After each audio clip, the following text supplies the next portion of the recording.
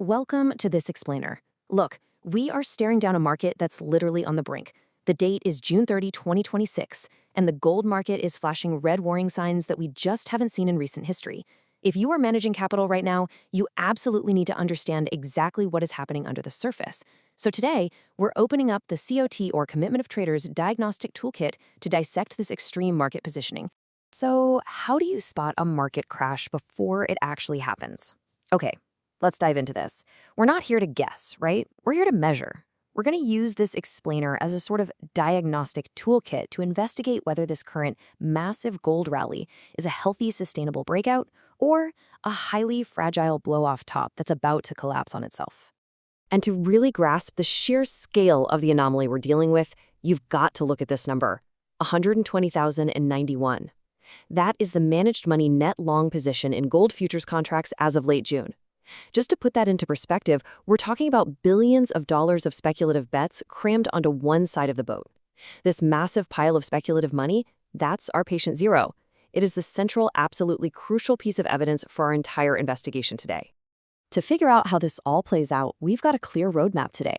We'll be using 6 precise diagnostic tools, from uncovering hidden market drivers and tracking the money trail, all the way to building a complete, actionable trader dashboard to handle the fallout.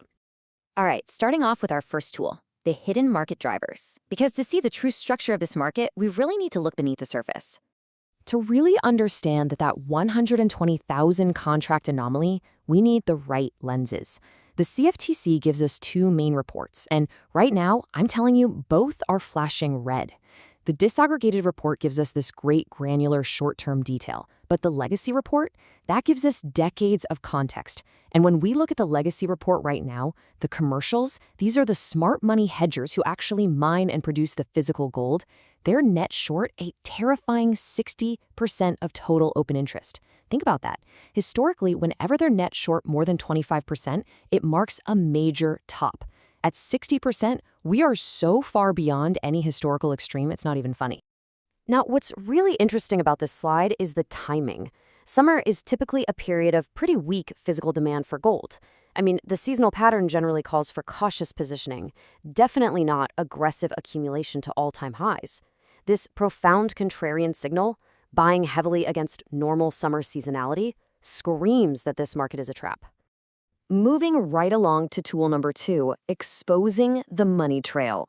This is where we track the absolute heavyweight battle between smart money and speculative flows.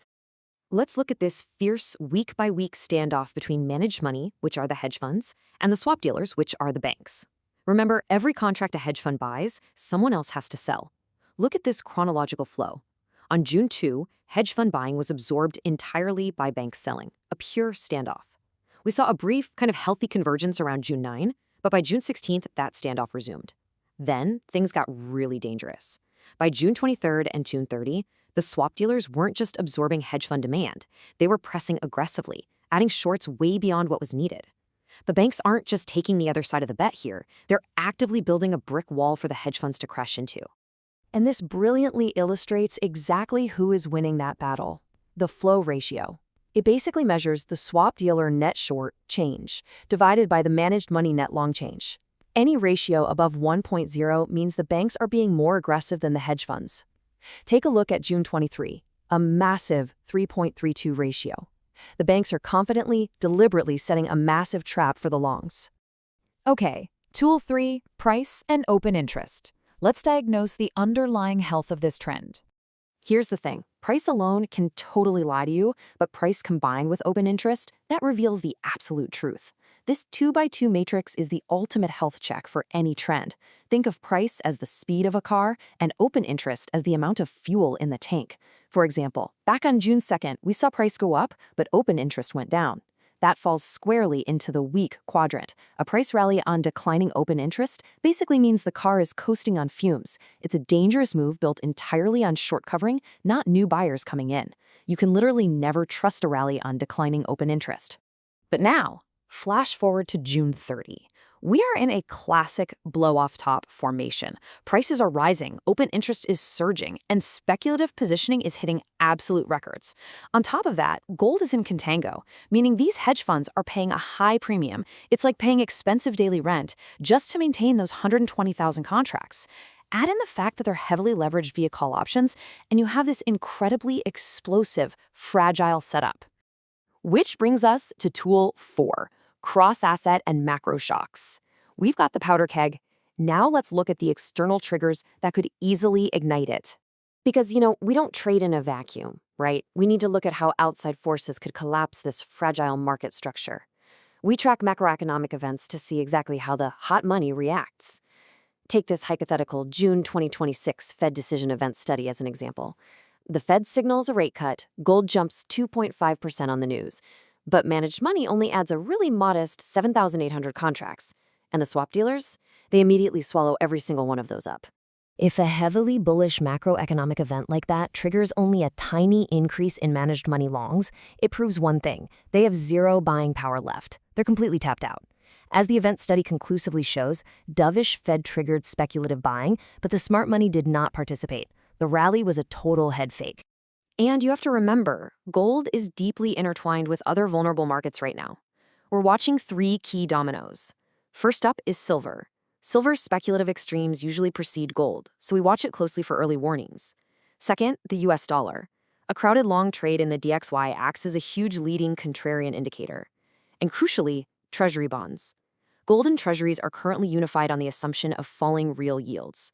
If we get even a single sticky inflation data point, it could trigger a simultaneous correlated crash in both gold and bonds.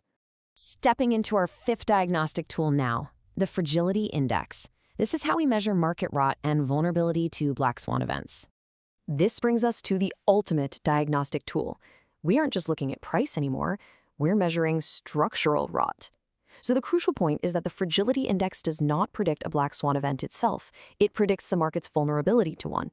It essentially averages the positioning percentiles over a 52-week lookback. A market with moderate positioning might absorb a random geopolitical shock with a totally routine 2% pullback. But a market with extreme positioning, that turns that exact same shock into a catastrophic 10% liquidation cascade. And right now, on June 30, 2026, the gold market's fragility index is flashing 100 out of 100. It is literally as fragile as it has been at any point in recent history. Any shock at all, a surprise Fed statement, a banking hiccup, a random dollar spike, could trigger a historic liquidation cascade. Finally, we arrive at our last section, the complete trader dashboard. Let's turn all this diagnosis into some disciplined portfolio action. Let's move to and see how this builds into an actual strategy. We have the analysis, for sure, but how do we actually trade this unemotionally? Instead of guessing, we use a mechanical position sizing formula. This formula dictates exactly how much exposure you should have based purely on the COT index. With the index currently sitting at 100, representing maximum speculative excess, the formula mathematically forces you to take 0% long exposure today. It just completely removes all that emotional FOMO from the equation. The absolute best way to enforce this discipline is to build an automated dashboard. Whether you use a simple Excel sheet or a fancy Python script, doesn't matter. Step 1, just input the weekly COT data and prices. Step 2, auto-compute your fragility index and flow ratio. Step 3, set automated rules. That way you get an alert the very moment the index drops back down to, say, 50, signaling that the crash has washed out and it's time to safely re-enter, all while everyone else out there is still panicking. So, we've dissected the 120,000 contract anomaly, we've tracked the swap dealers setting their massive trap, and we've calculated a fragility index sitting at absolute maximum risk. The math is clear and the structure is undeniable. So I'll leave you with this thought. The gold market's fragility index is flashing a bright, glowing red right now. After seeing this data, are you positioned to panic or profit? Keep your dashboard updated, trust the data, and stay disciplined out there. Thanks for joining me on this explainer.